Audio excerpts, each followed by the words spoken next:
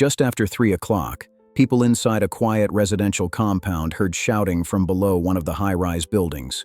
When they looked down, they saw 2 small bodies on the ground beneath the tower. They were children, very young children. Within moments, neighbors rushed outside. Then a man appeared. He came running out of the building barefoot and dropped to the ground near where the children lay, collapsing forward as if his legs had given out. He screamed, cried loudly, and struck his head against the wall beside him, again and again, in full view of everyone watching.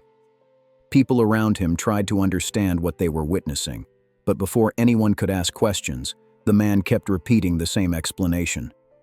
It was an accident. Police arrived soon after and began securing the area. Officers spoke briefly with the man, who identified himself as the children's father. He stayed close, crying, shaking, and repeating that the fall had been an accident. But investigators were trained to look past emotion, because when officers measured the window, they realized something important, something that made the word accident very hard to believe. And this same man was the only person who had been with the children at that moment, and he was not.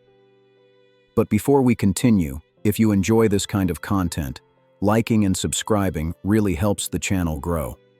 I'd also like to hear your thoughts on this case, and let me know where you're watching from. This video is created strictly for educational and documentary purposes. It does not glorify or condone the actions discussed. Viewer discretion is advised. And please, because of the country where this case happened, we couldn't get enough pictures on the case. But before the fall, before the police, and before anyone questioned what really happened that afternoon, there was a family that had already begun to pull apart quietly. Zhang Bo married Chen Meilin in 2017 in Chongqing, China.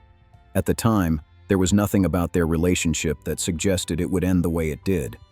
They started their marriage like many young couples, with plans, expectations, and the pressure that came with building a life together from the ground up. Children arrived quickly.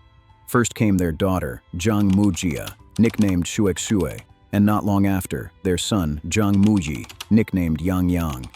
The two were born close together, close enough that the demands of caring for them overlapped almost entirely. Sleepless nights blended into long days, and responsibilities stacked up faster than either of them expected. Zhang worked long hours, and the weight of financial responsibility sat heavily on the household. Chen carried much of the daily burden of childcare, and slowly, without a single dramatic argument or defining moment, emotional distance began to grow between them.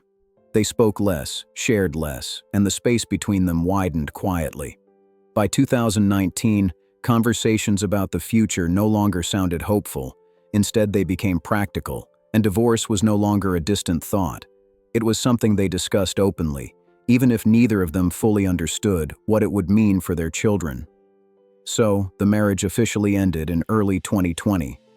As part of the divorce, they reached a custody agreement that attempted to balance responsibility, at least on paper. Their daughter would live with Chen Meilin, while their son would live with Zhang Bo until the age of 6, after which custody would change.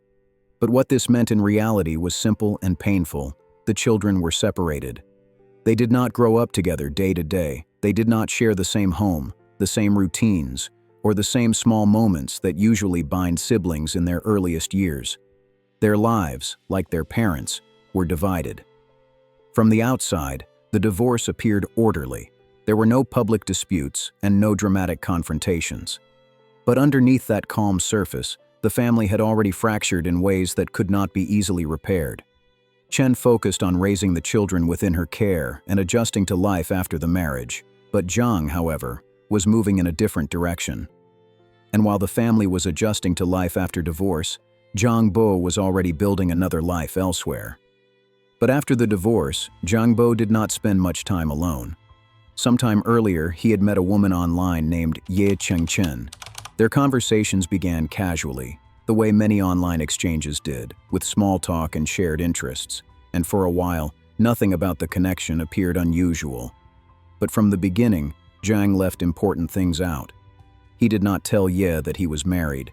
He also didn't tell her that he had children. And as the conversations continued, the relationship deepened. Messages became more frequent, calls lasted longer. Emotional attachment formed slowly, and before long, the connection moved beyond something casual and into something more serious. Zhang finally admitted to Ye that he had been married and that he had 2 young children. For some people, that revelation would have ended the relationship, but Ye did not walk away. Instead, she stayed, and she made her position clear.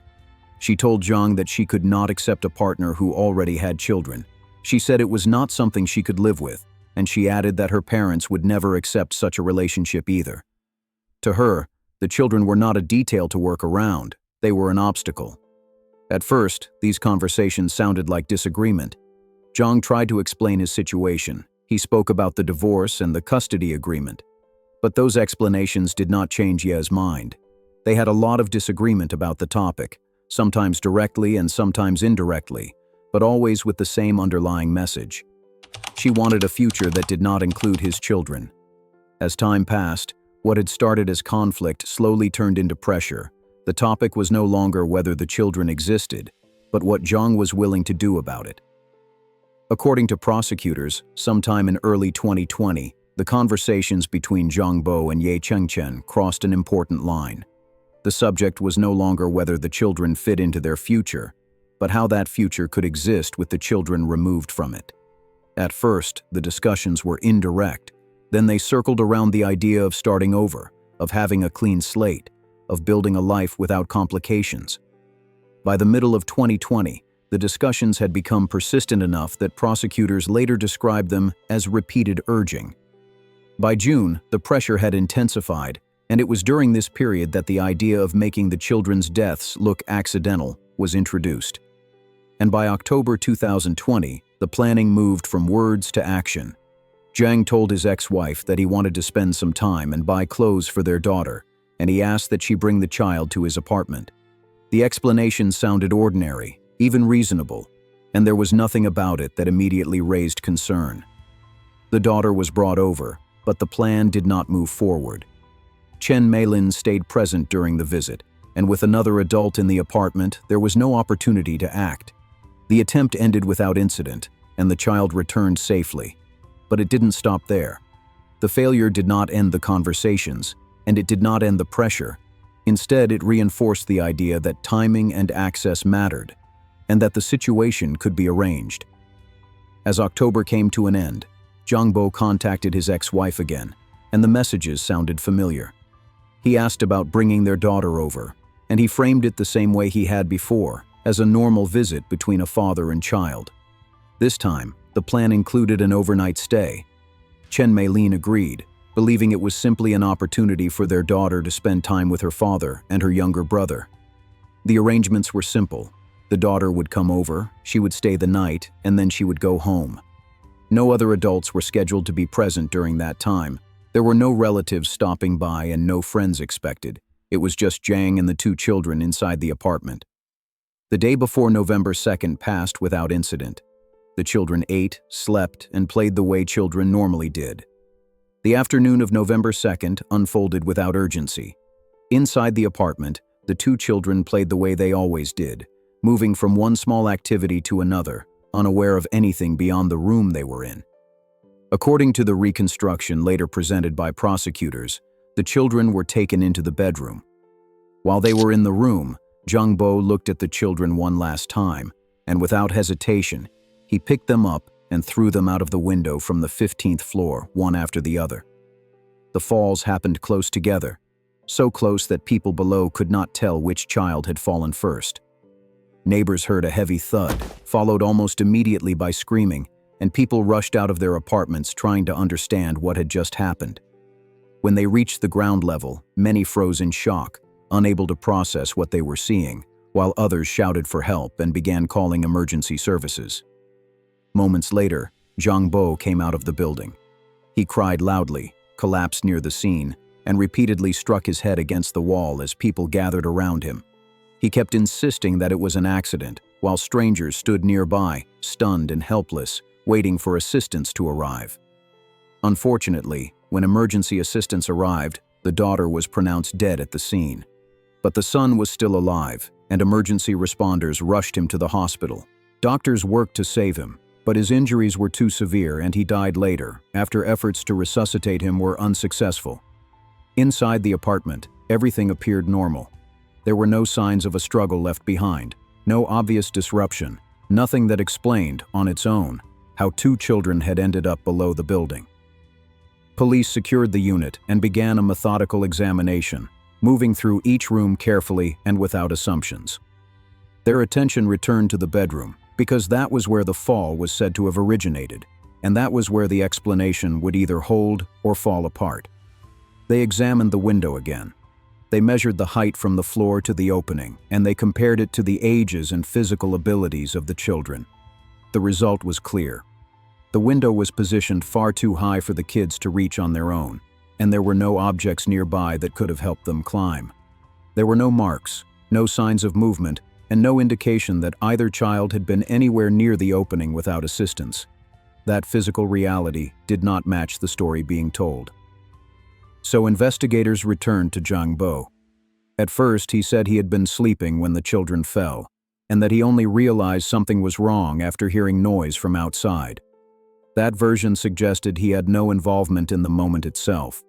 Then, when questioned again, his account changed. This time, he said he had been eating, and that the children must have wandered into the bedroom while he was distracted.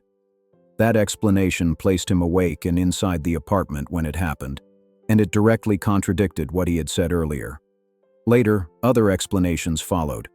Each version attempted to explain the same event, but none of them aligned with the physical evidence inside the room, and none of them explained how two children that young could have reached the window at nearly the same time. As the inconsistencies grew, police moved forward, and Zhang was detained. Not long after, Chengchen was also detained, as investigators widened the scope of the case and began reviewing communications between the two. Finally, during questioning, Zhang admitted what he had done. He acknowledged his actions and claimed that he had been under pressure. He said the decision did not come from nowhere, and he pointed to Ye, describing repeated urging and influence from her side. Ye denied involvement. She rejected the accusations and insisted she had played no role in what happened. But investigators now had more than conflicting statements. They had messages, timelines, and a sequence of events that extended far beyond that afternoon. And when the case reached court, the focus was no longer on uncertainty or doubt. The question was not whether a crime had occurred, but how it had unfolded and who bore responsibility for it. After reviewing the evidence, the court found that the deaths were not the result of an accident or a momentary lapse in judgment.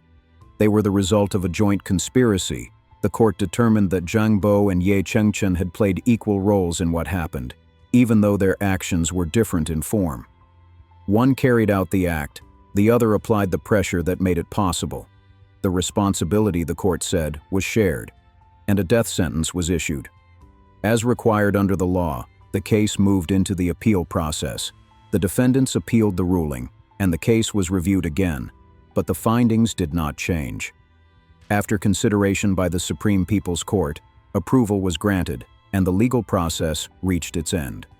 On January 31, 2024, the sentence was carried out. Throughout the proceedings, one voice remained steady. Chen Meilin, the children's mother, chose to withdraw her request for financial compensation. She did not ask for damages and did not seek restitution. Instead, she asked only that the court apply the law as it stood and deliver punishment for what had been done. When forgiveness letters were later written, she rejected them.